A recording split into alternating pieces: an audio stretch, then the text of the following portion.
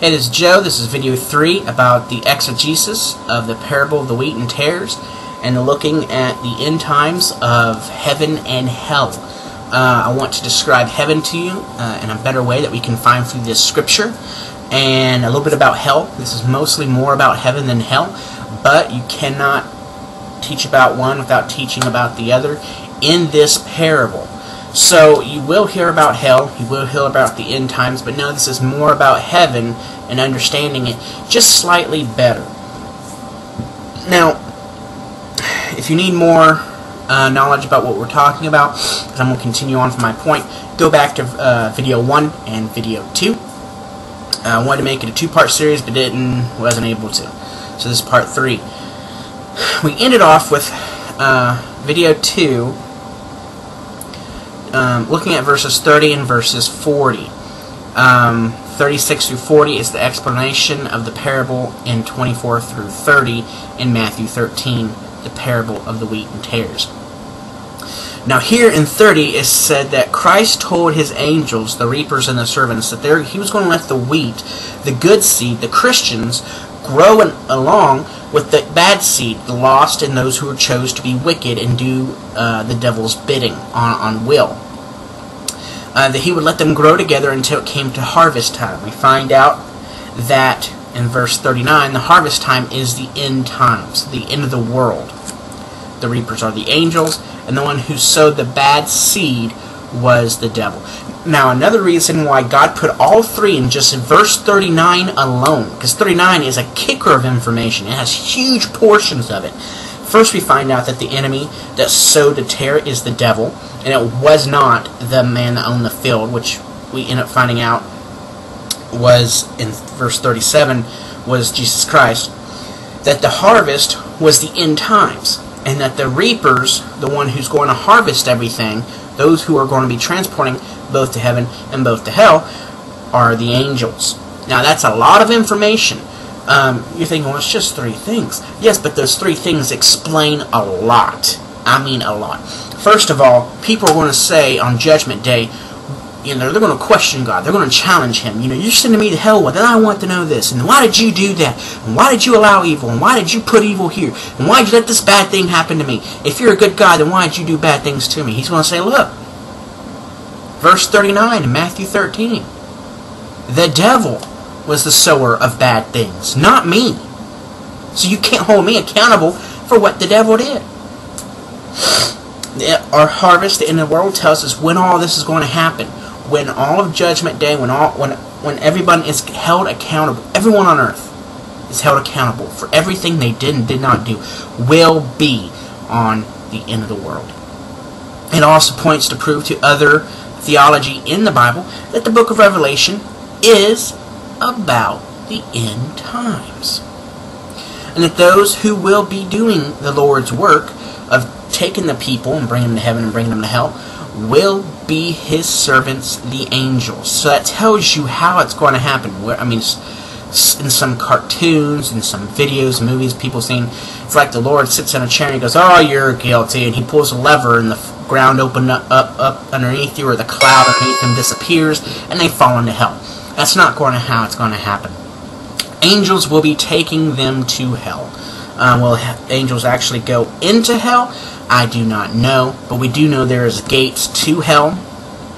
When Christ looked at Peter and said, the gates of hell shall not prosper. So they may possibly just be bringing them to the gates of hell themselves, and then they have to enter themselves, or the demons pull them in. Which one happens, we don't know, but we do know that the angels do take them to the location of hell, telling us that hell is a place.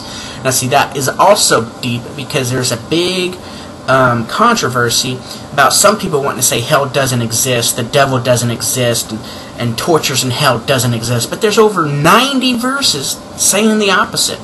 And for some people, 90 verses is not enough to convince them that hell actually exists. And that's the place. And this is one of them here that tells you. And this parable alone, these verses here, tells you that hell is a location. So see, that's a lot of information in just one verse. Alright, now we go look at verse 40. Therefore the tares will be gathered and burned into the fire, which is hell, of course. We just discussed that, and in the second video. And it shall be like that at the end of the world.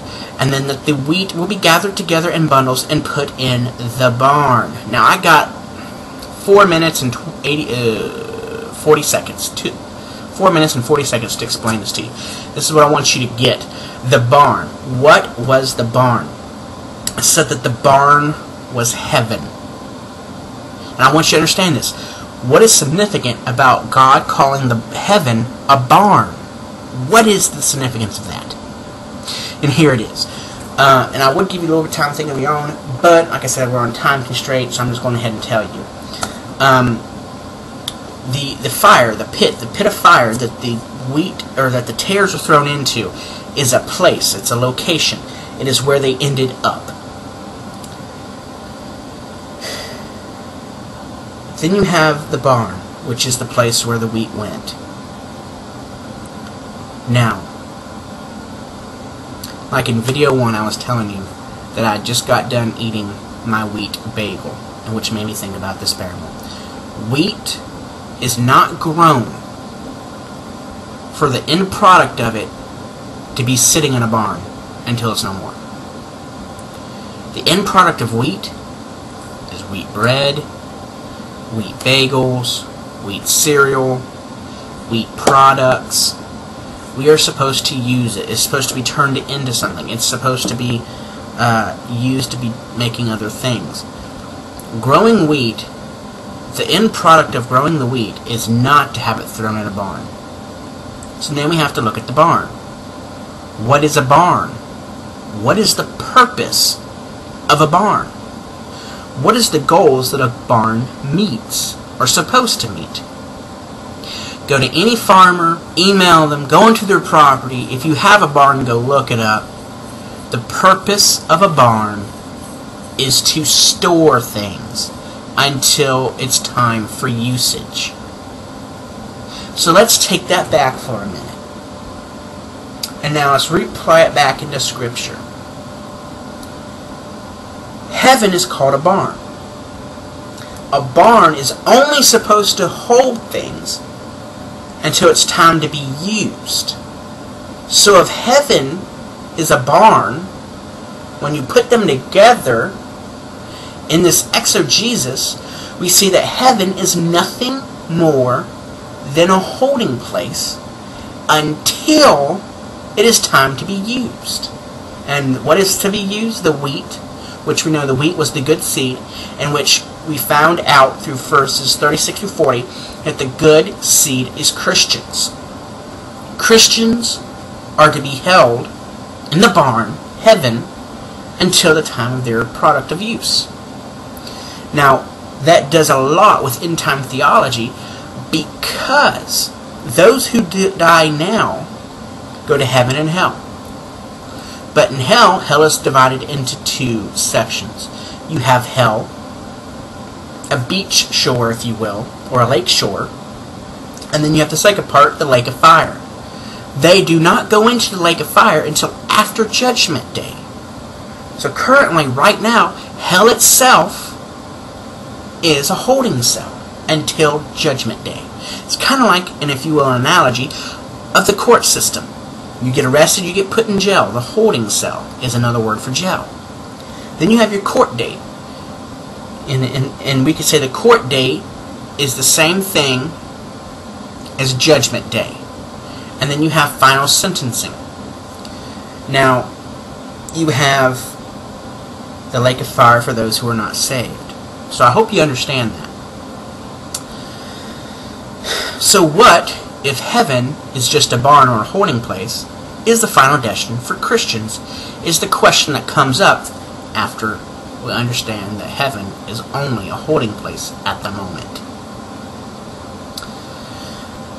Well, I have only 20 seconds left, so I'm going to make a video, a personal video, about heaven and hell and the holding places.